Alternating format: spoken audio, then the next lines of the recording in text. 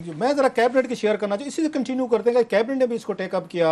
आमिर साहब ये जो है ये पंजाब की वहाँ पे, और किसी मिनिस्टर ने नहीं पूछा, जिक्र किया इमरान खान साहब ने खुद, जो मेरे ज़राए कह रहे हैं, कैबिनेट को खुद उन्होंने ब्रीफ किया।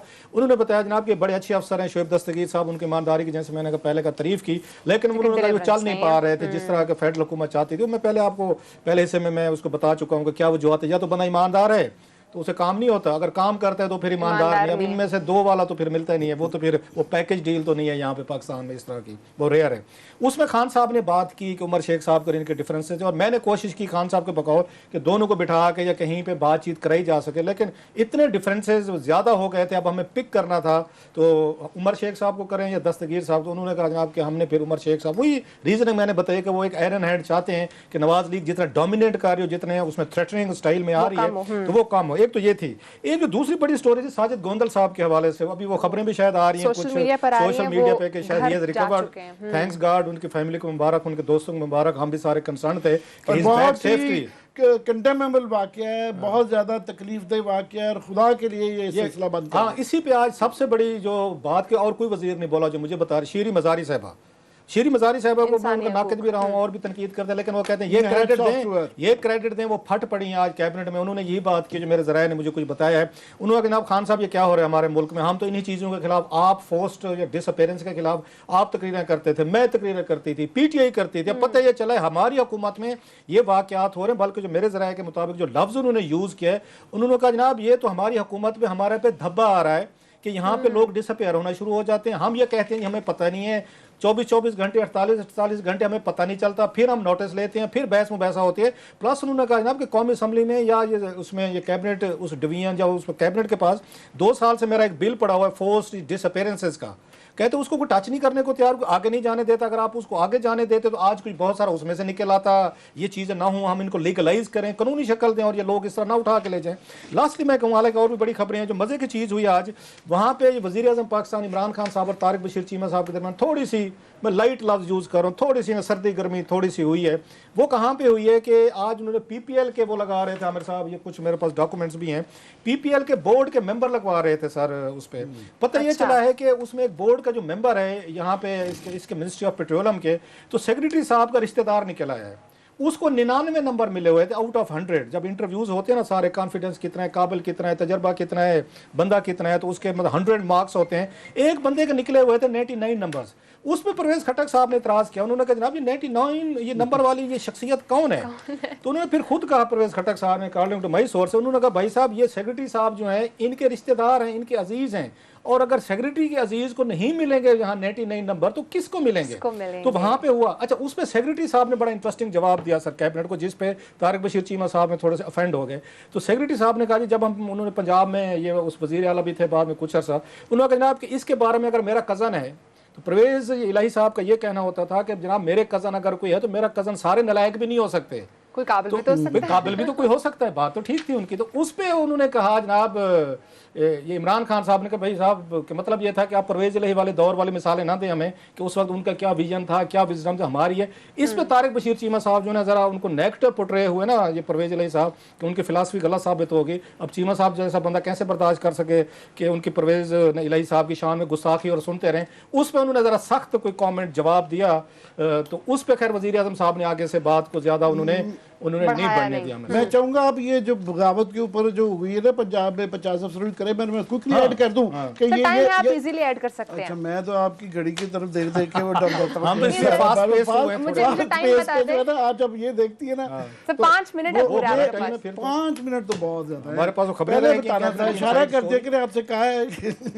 वो क्लास साहब ये जो ये रोज कैबिनेट मीटिंग में हो रहा है कि वज़ीर जो हैं वज़रा ये कह रहे हैं कि जनाब हम जो कहते हैं ये बंदे लगा दें, वो वहाँ पे वो नहीं लग पाते हैं। और मैं ये जो कह रहा हूँ ना, खाने आज़म का ये अहदे आज़म खाने आज़म का जो ये दौर है सिकंदर आज़म के बाद, ये इसके अंदर एक इन्होंने तरीका निकाला हुआ है। तरीका ये निकाला हुआ है कि उन्होंने अपने बेस्ट फ्रेंड जो है ना, जिस तरह एहसान गनी साहब ने पहले वो किया हुआ था, वो IB के चीफ लगाए हुए हैं जो है डॉक्टर सुलेमान साहब जो है, वो हर बंदा जिसको वो नापसंद करें या ना लगवाना हो, वो नीचे से रिपोर्ट आ जाती है उसके मुतालिक कि जनाब इसका माजी ठीक नहीं रहा हुआ, इसने बचपन के अंदर जो है ना कांजी पी थी और उसके पैसे नहीं दिए, लिहाजा ये नहीं लग सकता।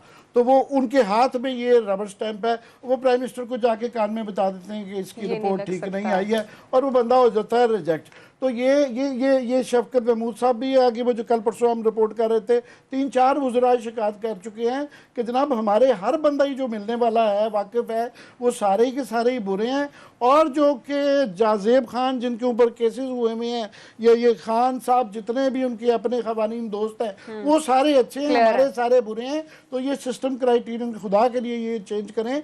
ये जाली सर्टिफिकेट की जो फैक्ट्री लगाई हुई है ना, इस फैक्ट्री में भी ज़रा गौर आमिर साहब, करें। जो आपने अभी बात की ना कि ये सारे अपनी यहाँ प्रिंसिपल सेक्रेटरी अपने बैच में लगाते हैं, डीएमजी क्लास को ये आप दाद दें, ये वहद ग्रुप है जो एक दूसरे से जेलस नहीं होता। बैचमेट स्पेशली, बैचेस इनके मशहूर होते हैं हर दौर में।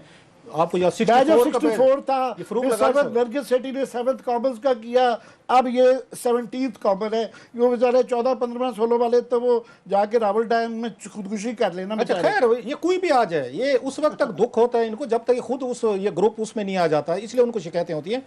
इससे पहले ये फवाद साहब के अपने बैचमेट थे, Exactly. दुनिया भर में उन्होंने लोगों को लगाया, 15th कॉमन, उन्होंने सारे दोस्तों को लगवाया सर। इससे पहले नरगिस सेठी साहब आई, उन्होंने अपने दोस्तों 7th को लगाया। इससे पहले जाते जब मैं नाम लेता जो जवेद सादिक साहब थे, उन पे ये था बेनजीर भुट्टो साहब के, मेरा ख्याल है प्रिंसिपल सेक्रेटरी, अगर मैं गलत नहीं कह रहा। जूनियर लगा के सत्यानाश होता है ना, अगर सीनियर अच्छा, लगे आमिर तो भाई, फिर सीनियर मैं लगेगा। वैसे एक बात बताऊं, मैं यही इस पे- प्रॉब्लम मैं इस पे होता हूँ किसी दिन आप और कि मैं बहस जब फवाद करेंगे। हसन फवाद और ये जो जूनियर पीएस पीएम लेके आते हैं, वहां से पढ़ना थोड़ा पड़ता है। सा मैं भी आपकी तरह सोचता था कि जूनियर सीनियरिटी आगे आनी चाहिए।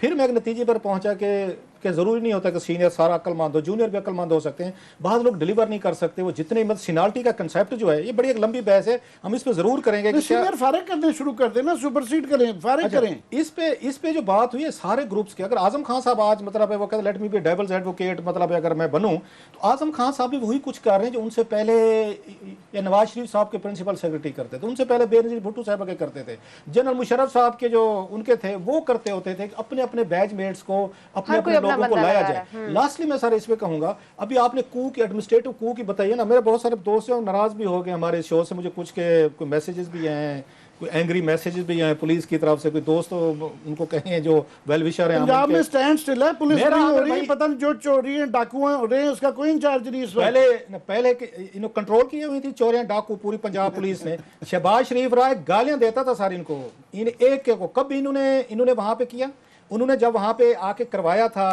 मॉडल टाउन करवाया, 18 बंदे मरवाए, पुलिस से ओनरशिप दी, शहबाज शरीफ ने कहा मैं तो सोया हुआ था जनाब, मुझे 12 बजे टीवी से पता चला है।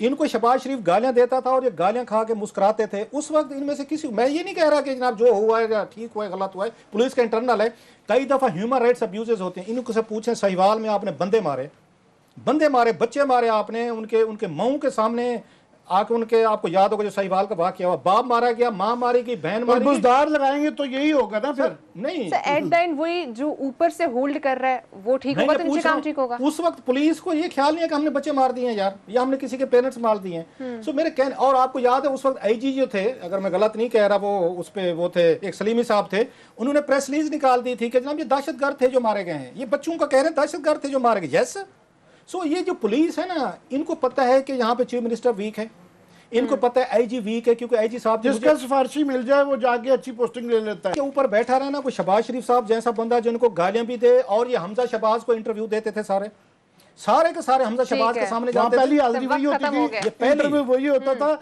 अब ये नहीं खुदा खास्ता कह रहे कि शहबाज शरीफ साहब को ले आए। नहीं नहीं ऐसा बिल्कुल हम नहीं चाह मैं रहे। कह रहा हूँ, अगर इनके ऊपर थोड़ी सी कोई इनको गालियां दे, इनको आके हमजा शहबाज से उस पर Strictness, डीसीओ sir, को strictness, डीपीओ को इंटरव्यू करवाए, इंटरव्यू हमजा शहबाज शरीफ को देने को तैयार हैं।